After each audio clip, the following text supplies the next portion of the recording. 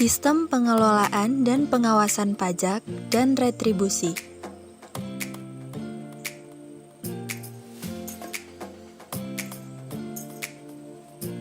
Pajak sebagai suatu kewajiban menyerahkan sebagian kekayaan ke kas negara yang disebabkan suatu keadaan, kejadian, dan perbuatan yang memberikan kedudukan tertentu, tetapi bukan sebagai hukuman, menurut peraturan yang ditetapkan pemerintah, serta dapat dipaksakan, tetapi tidak ada jasa timbal balik dari negara secara langsung untuk memelihara kesejahteraan umum.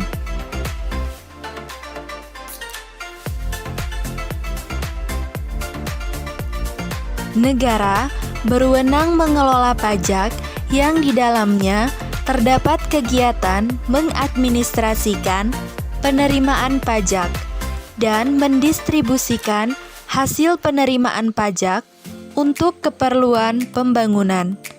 Hal ini didasarkan pada amanat Undang-Undang Dasar Negara Republik Indonesia tahun 1945 pasal 23A yang mengatakan pajak dan pungutan lain yang bersifat memaksa untuk keperluan negara diatur dengan undang-undang.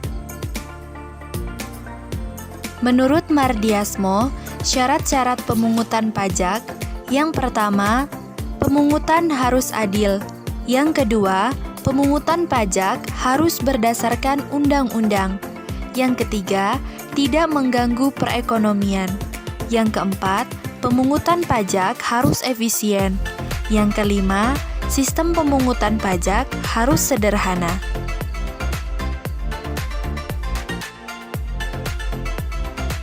Kegiatan mendistribusikan pajak meliputi kegiatan mengalokasikan besaran anggaran untuk tiap-tiap sektor pembangunan dan lembaga atau dinas daerah. Selanjutnya, kementerian atau lembaga dan dinas daerah menggunakan anggaran tersebut untuk melaksanakan program-programnya. Sejak awal tahun 1984, pemungutan pajak yang diterapkan di Indonesia adalah sistem self-assessment, di mana wajib pajak diwajibkan untuk menghitung, memperhitungkan, membayar, dan melaporkan sendiri jumlah pajak yang terutang sesuai dengan ketentuan peraturan perundang-undangan perpajakan yang berlaku.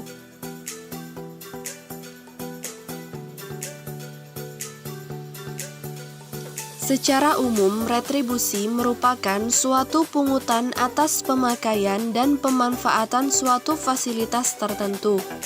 Retribusi menurut Undang-Undang Nomor 28 Tahun 2009 tentang pajak daerah dan retribusi daerah. Retribusi daerah adalah pungutan daerah sebagai pembayaran atas jasa dan pemberian izin tertentu yang khusus disediakan atau diberikan oleh pemerintah daerah untuk kepentingan orang pribadi atau badan. Menurut Davey, pembayaran retribusi harus memenuhi dua syarat, yaitu yang pertama, dasar untuk menggunakan retribusi biasanya harus didasarkan pada total cost pada pelayanan-pelayanan yang disediakan. Yang kedua, dalam beberapa hal tersebut, retribusi biasanya harus didasarkan pada kesinambungan harga jasa suatu pelayanan, yaitu atas dasar mencari keuntungan.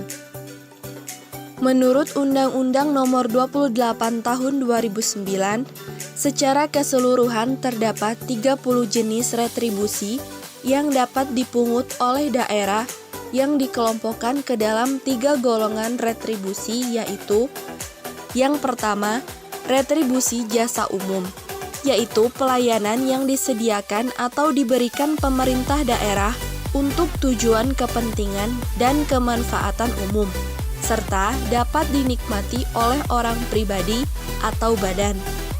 Yang kedua, retribusi jasa usaha adalah pungutan daerah sebagai pembayaran atas jasa usaha yang khusus disediakan dan diberikan oleh pemerintah daerah untuk kepentingan orang pribadi atau badan. Yang ketiga, retribusi perizinan tertentu adalah pungutan daerah sebagai pembayaran atas pemberian izin tertentu yang khusus diberikan oleh pemerintah untuk keperluan orang pribadi atau badan.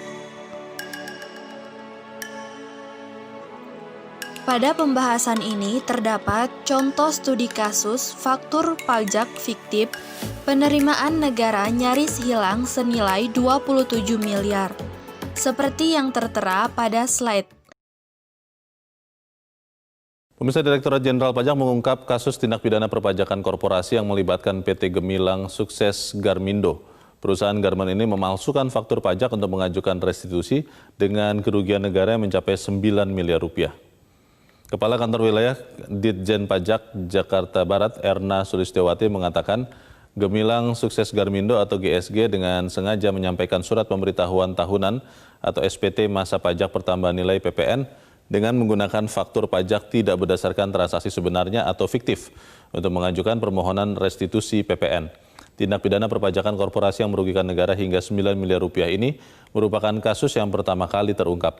Erna mengaku kejadian ini mendorong Direktorat Jenderal Pajak Jakarta Barat untuk terus berupaya meningkatkan sinergi dengan kepolisian dan kejaksaan tinggi dalam penegakan hukum perpajakan. Pada studi kasus tersebut, kita dapat memberikan rekomendasi ataupun solusi terkait studi kasus tersebut.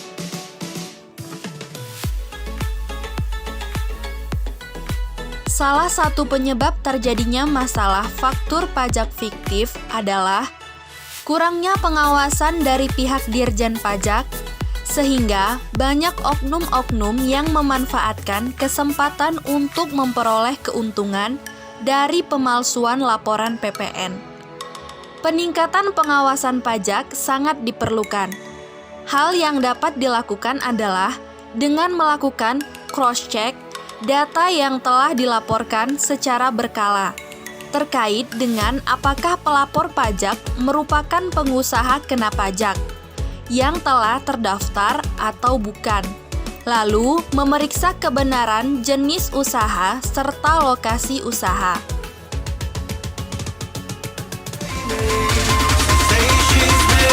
Feel alive.